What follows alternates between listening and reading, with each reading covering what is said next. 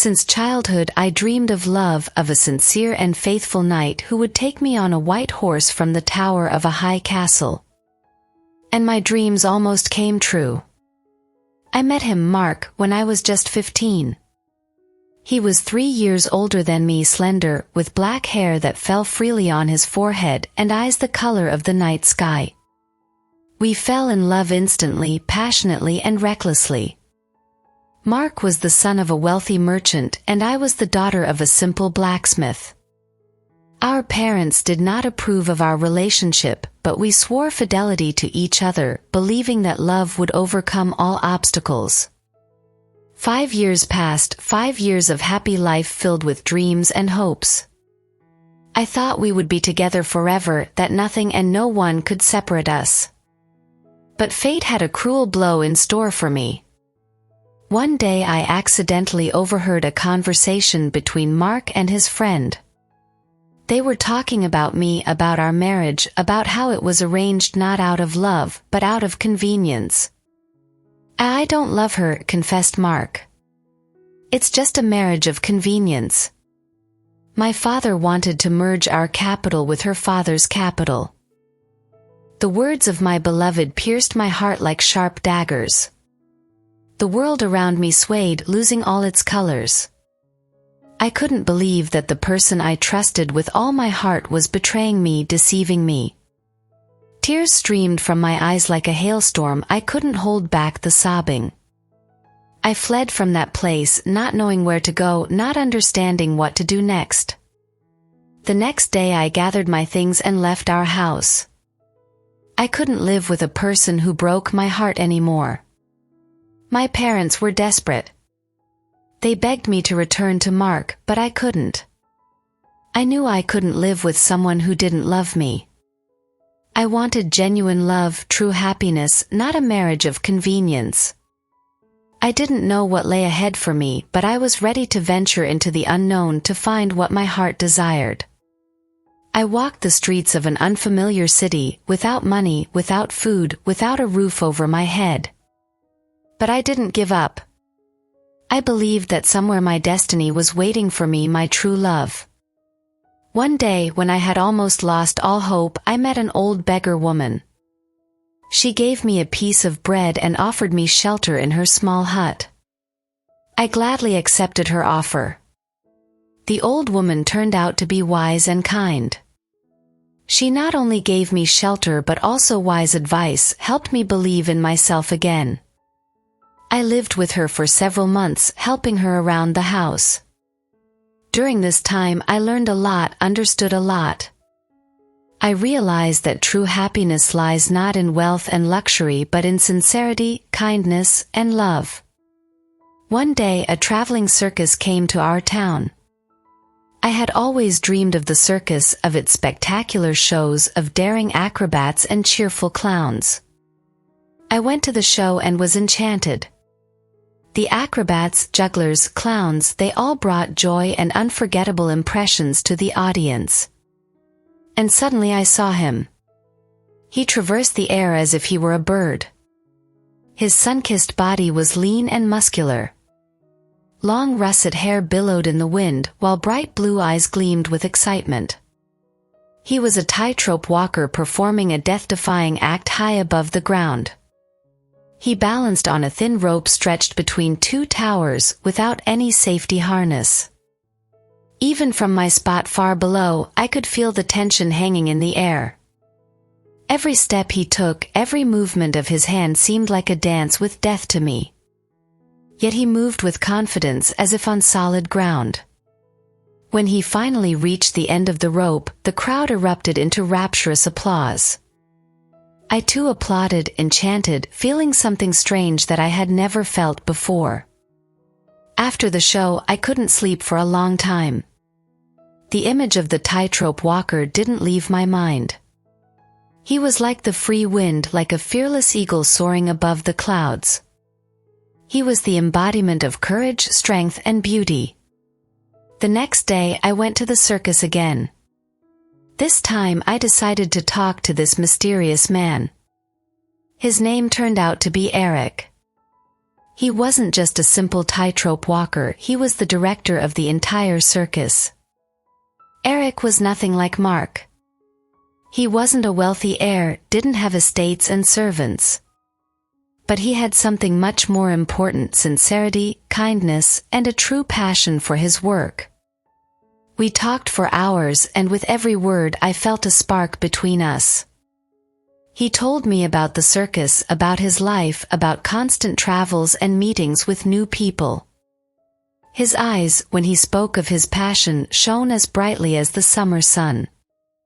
I told him my story about Mark's betrayal and how I ended up on the streets. Eric listened attentively without interrupting. When I finished, he took my hand in his. "No one deserves to be treated like that," he said softly. "You're a strong and brave woman. And you deserve better." In his touch, in his words, there was so much warmth and care that I felt flowers blooming in my soul. It was nothing like what I felt for Mark. It was more, deeper, truer. Eric offered me to stay with the circus. He said he needed an assistant around the camp, and he would be glad if I joined his team. I didn't know what to do. Life in the circus was completely different from what I was used to.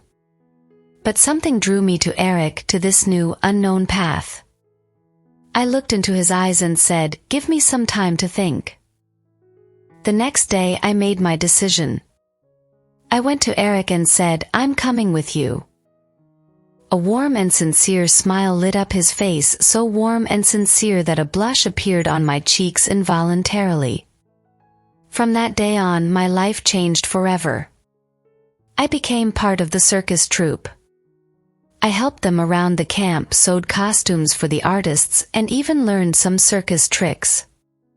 Life in the circus was hard, but it was filled with joy, adventure, and true friendship.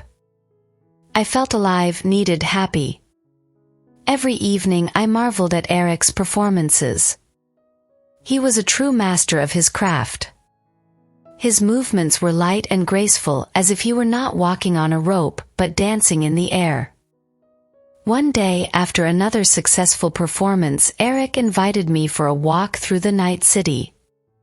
We walked through narrow streets illuminated only by the moonlight. Eric told me about his dreams, about wanting to open his own circus, even bigger and more impressive. He spoke with such passion that I couldn't take my eyes off him. Suddenly he stopped and, taking my hands, looked into my eyes. "Alina," he said softly. He gently touched his lips to mine. It was a tender yet passionate kiss that ignited a fire in my soul. That evening, under the moonlight, amidst the quiet streets of the unfamiliar city, I realized that I was in love. In love with this brave, kind, and sincere man. Several months passed. Eric and I became inseparable. He taught me how to walk on the tightrope. At first it was scary, but with each passing day I got better and better. One evening, during a performance, Eric announced a surprise for the audience. He said that today, for the first time, he would walk the tightrope not alone but with his beloved. The crowd murmured with excitement. I was nervous, but Eric's gaze, filled with love and support, gave me strength. We stepped onto the tightrope. At first it was difficult, but then I found my rhythm. We walked side by side, feeling each other's every move. When we reached the end of the rope, the crowd erupted into loud applause. Eric embraced me, and I felt like the happiest person in the world. That evening after the performance, Eric knelt down and pulled out a small box from his pocket. Inside was a silver ring with a tiny blue gemstone. "Alina," he said, "will you agree to go with me? Not just on the tightrope but in life." Tears of joy welled up in my eyes. "Yes, Eric," I whispered. "Yes, I'll go with you." We got married under the open sky, amidst the stars, surrounded by our circus friends. It was the happiest day of my life. Many years passed. Eric and I built our own circus, even bigger and more impressive than he had dreamed. We had wonderful children who also became part of the circus family. Sometimes, standing behind the curtains during a performance, I would remember my past life, Mark, and his betrayal. But that memory no longer caused me pain. Instead, it filled my heart with gratitude. Gratitude to fate for bringing me to Eric. Gratitude for teaching me to never give up and always believe in my happiness. Because I found my happiness. I found it not in luxurious palaces but under the open sky, walking beside the person I love, side by side on the tightrope of life. And it was true, genuine happiness that I would never trade for my life in the circus. One warm summer evening, as we performed in a small town, 3 people approached our tent. Among them was a man whom I immediately recognized. It was Mark. Time had not been kind to him. His hair had turned gray and deep wrinkles appeared on his face. He looked tired and troubled. Next to him stood a woman resembling him like 2 peas in a pod, and a little girl about 7 years old with the same black eyes as Mark. They stopped near the entrance, hesitating to come in. Mark opened his mouth several times to say something, but then fell silent again. I felt a tightening in my chest. My feelings for Mark had long faded, but his presence still stirred me slightly. Sensing my tension, Eric took my hand. "Everything okay?" he asked softly. I nodded, but he didn't believe me. "If something's wrong, you must tell me," he insisted, his gaze calm but firm. I smiled. "Everything's fine, Eric. Just some unexpected guests."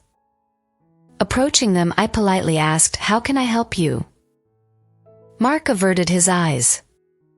"Elena, this is my wife and daughter," he mumbled. I nodded politely to both of them. Mark continued to fumble. Finally, mustering up courage, he spoke, "Elena, I wanted to ask for your forgiveness. For everything that happened back then." I didn't interrupt him. "I was young, foolish," he continued. "And I obeyed my parents. I never loved you, but I also didn't try to make you happy. I'm very sorry." I looked at him calmly, without anger or resentment. "Many years have passed, Mark," I said. "I forgave you a long time ago. And I am happy." I inadvertently squeezed Eric's hand, who stood beside me. Mark's wife and daughter had been silently observing us all this time. The woman looked at me with curiosity, and the girl with wide, fascinated eyes. "And what are you doing here?" the girl suddenly asked, addressing me. I smiled. "I work here. Together with my husband. We run the circus." Her face lit up with a broad smile. She nodded so quickly that her hair fluttered. I took her hand and led her toward the tent, telling her along the way about the daring acrobats, funny clowns, and trained animals. Mark and his wife followed us. That evening, for the first time in many years, I felt sympathy for Mark. He had chosen his own path, and that path seemed far from true happiness. His wife looked sad, while his daughter, on the contrary, radiated excitement, admiring the bright circus decorations. After letting them all into the tent, I introduced them to Eric and other members of the circus troupe. The girl was thrilled by everything she saw. She watched with excitement as jugglers tossed up multicolored rings, laughed at the clowns and their clumsy antics, and held her breath during Eric's tightrope performance. After the show, as the crowd began to disperse, I invited them all to dinner with the circus family. Over dinner we talked a lot. The girl bombarded me with questions about circus life, how to walk on a tightrope and train animals. I told her captivating stories, sometimes embellishing a bit to ignite her childish imagination. Mark's wife, whom I got to know better, seemed like a pleasant woman. She mentioned that she and Mark travel a lot, but their life is far from the fireworks of emotions that the circus brings. Late in the evening, when it was time to leave, Mark approached me again. "Thank you, Alina," he said sincerely.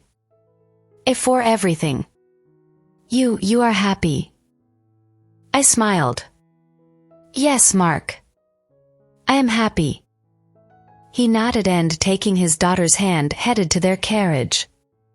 I watched them go, feeling lightness and peace in my soul. Many years have passed since that day. I never saw Mark and his family again. But I often remembered that meeting, the little girl with fascinated eyes, and Mark's sincere apology. Life in the circus was not easy, but it was filled with joy, love, and true freedom. I was with Eric, the man I loved with all my heart. And that was the most important thing. Sometimes on quiet evenings under the starry sky, I would watch Eric effortlessly stroll along the tightrope and thank fate for bringing me to him. And for teaching me never to give up and always pursue my dream, even if that dream leads you under the bright lights of the circus dome.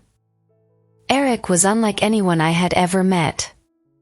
He was a true free spirit, a person who didn't recognize borders and wasn't afraid to take risks. His movements, like a sculpted bronze statue, were full of strength and grace.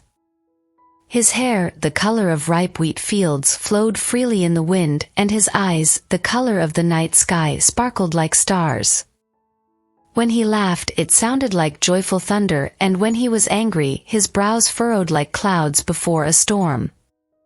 From the first moments of our acquaintance, I felt a spark between us.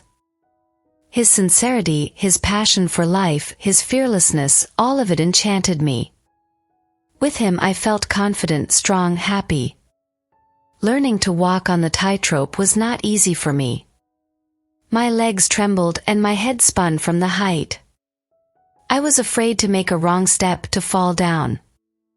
But Eric was there. He patiently explained every move, held my hand when I lost my balance, and believed in me even when I believed in my own failure. "You are strong, Alina," he would say, looking into my eyes. "You can do it. Just believe in yourself." And I believed. I believed in him, believed in myself, believed that I could overcome my fear and do what seemed impossible. I remember the day when I first walked the entire tightrope from start to finish. My legs were weak, my heart was pounding in my chest, but I kept going. Step by step, slowly but surely. And when I stepped onto solid ground, tears of joy filled my eyes. Eric embraced me, and I felt his strong heart beating in unison with mine. "You did it," he exclaimed, his eyes shining with pride. "Together with you," I whispered, leaning into his shoulder. From that day on, we became inseparable. We trained together, performed together, traveled together. The circus became our shared home, and our tightrope, a symbol of faithful love and endless belief in dreams. Life in the circus was not easy. We worked hard, faced challenges, sometimes even danger. But we never gave up. We knew we were doing what we loved, bringing joy to people. And when we saw eyes shining with happiness, heard laughter flowing from 1,000 mouths, felt the genuine excitement of the audience, we knew it was all worth it. We lived many happy years together. We built a family, raised children who became part of the circus troupe. And we never regretted changing our course and stepping onto the tightrope that leads to true happiness. Thank you for being with us today. I hope that this story has brought you emotions.